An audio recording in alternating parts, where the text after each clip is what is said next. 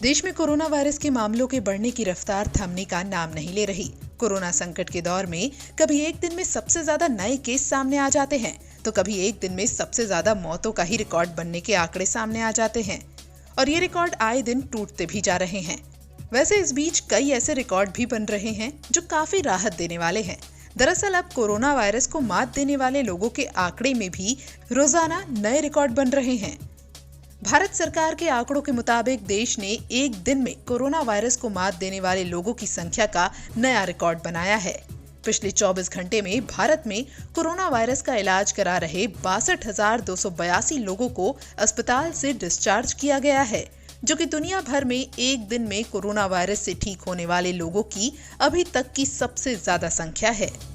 पिछले दिनों 17 अगस्त को जानकारी मिली थी कि पिछले 24 घंटे में 57,584 मरीजों ने कोरोना वायरस को मात दी है, कोरोना वायरस से जंग जीती है। वहीं इससे पहले 12 अगस्त को एक दिन में रिकॉर्ड 56,110 मरीजों के ठीक होने का आंकड़ा सामने आया था।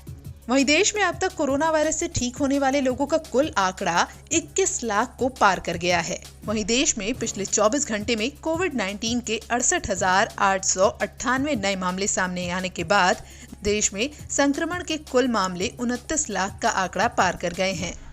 केंद्रीय स्वास्थ्य मंत्रालय की ओर से जारी आंकड़ों के मुताबिक देश में कोविड-19 के कुल केसेस 29,05,823 आ चुके हैं। हालांकि देश में मरीजों के ठीक होने की दर 74% से ज्यादा हो चुकी है। उधर देश में कोरोना वायरस टेस्ट की रफ्तार भी बढ़ गई है। हर रोज करीब 9 लाख से ज्यादा टेस्ट हो रहे हैं। यानी ये साफ है कि कोरोना वायरस के संक्रमण पर लगाम लगाने की पूरी कोशिश जारी है। इस बीच कोरोना वायरस की वैक्सीन पर भी जोर शोर से काम चल रहा है। देश में कोरोना वायरस की टेस्टिंग की संख्या लगातार बढ़ने के साथ ही एक नई रिसर्च में ये सामने आया है कि कोविड-19 की पहचान के लिए स्वाब टेस्ट यानी लार के नमूनों की जगह गरारे किए हुए पानी के नमूने भी टेस्ट के लिए बेहतर ऑप्शन हो सकते हैं। आईसीएमआर के भारतीय चिकित्सा अनुसंधान जर्नल में छपे एक अध्ययन में ये जानकारी सामने आई है। इससे न केवल ये सैंपल जमा करने वाले के लिहाज से आसान हो सकता है, बल्कि नमूने जमा करने के लिए इसमें प्रशिक्षित स्वास्थ्य कर्मियों की जरूरत भी नहीं होगी। लोग कोविड-19 टेस्ट के लिए अपना सैंपल खुद दे सकेंगे। कोरोना वायरस के मामलों का जल्दी से जल्दी पता लगाकर उसके इलाज की पूरी कोशिश की जा रही है, लेकिन साथ ही इस बात को बिल्कुल भी नजरअंदाज नहीं किया जा रहा कि प्राथमिकता तो संक्रमण को ना फैलने देना है। इसी के मद्देनजर गणपति उत्सव को लेकर सुप्रीम कोर्ट ने बड़ा फैसला सुनाया है। कोर्ट ने कहा है कि इस बार गणपति उत्सव मनाने की इजाजत नहीं होगी, क्योंकि भीड़ पर काबू करना मुश्किल है।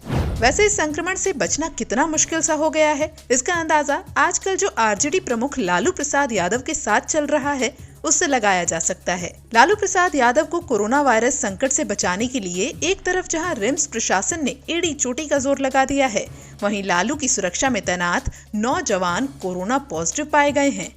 बता दें कि लालू प्रसाद यादव को कोरोना वायरस संकट से बचाने के लिए बुधवार को यानी 5 अगस्त को ही रिम्स निदेशक के बंगले में शिफ्ट कर दिया गया था। खैर, देश में कोरोना वायरस के बुलेट की तरह बढ़ते मामलों के बीच कोविड-19 वैक्सीन पर भी जोर शोर से काम चल रहा है। इस बीच कोविड-19 वैक्सीन को मंजूरी देने वाला दुनिया का पहला देश रूस भारत के साथ साझेदारी करने पर विचार कर रहा है। रूस ने विश्वास जताया है कि भारत में स्पुतनिक 5 का बड़े पैमाने पर उत्पादन करने की क्षमता है। रूसी प्रत्यक्ष निवेश कोष यानी RDIF के मुख्य कार्यकारी अधिकारी किरिल दामित्रियेव ने गुरुवार को कहा कि रूस कोविड-19 के टीके स्पुतनिक 5 के उत्पादन के लिए भारत के साझेदारी पर विचार कर रहा है।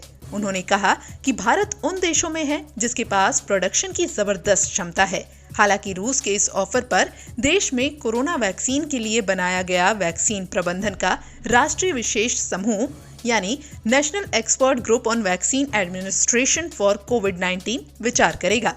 वैसे बात वैक्सीन की है तो देश में बन रही कोरोना वायरस वैक्सीन को लेकर भी अच्छी खबर सामने आ रही है। केंद्रीय स्वास्थ्य मंत्री डॉक्टर हर्षवर्धन ने उम्मीद जताई है कि भारत में बन रही वैक्सीन की दक्षता इस साल के अंत तक पता चल जाएंगी। उन्होंने कहा कि अगर सब कुछ ठीक रहा और वैक्सीन को मंजूरी मिलने में 1 महीने का समय और जोड़ लिया जाए तो साल 2021 की शुरुआती तिमाही में देश के पास कोरोना वायरस का इलाज हो सकता है। बता दें कि भारत में इस वक्त 3 वैक्सीन ट्रायल की एडवांस स्टेज में हैं। इनमें भारत बायोटेक की कोवैक्सीन, जायडस कैडिला की एक वैक्सीन जाइकोव डी और ऑक्सफोर्ड यूनिवर्सिटी की वैक्सीन कोविशील्ड शामिल है, जिसके लिए भारत की company serum institute of India साथ मिलकर काम कर रही है। आइए अब यहाँ ये बताते हैं कि आखिर कौन सी वैक्सीन के कब तक आने की उम्मीद है। ऑक्सफोर्ड वैक्सीन को लेकर सीरम इंस्टीट्यूट ने कहा है कि उसने भारत में ह्यूमन ट्रायल शुरू कर दिया है। एस्ट्राजेनेका की ये वैक्सीन साल के आखिर तक उपलब्ध होने की उम्मीद है। वहीं हैदराबाद की भारत बायोटेक की वैक्सीन कोवैक्सीन का ट्रायल भी 2 हफ्ते पहले शुरू हुआ है।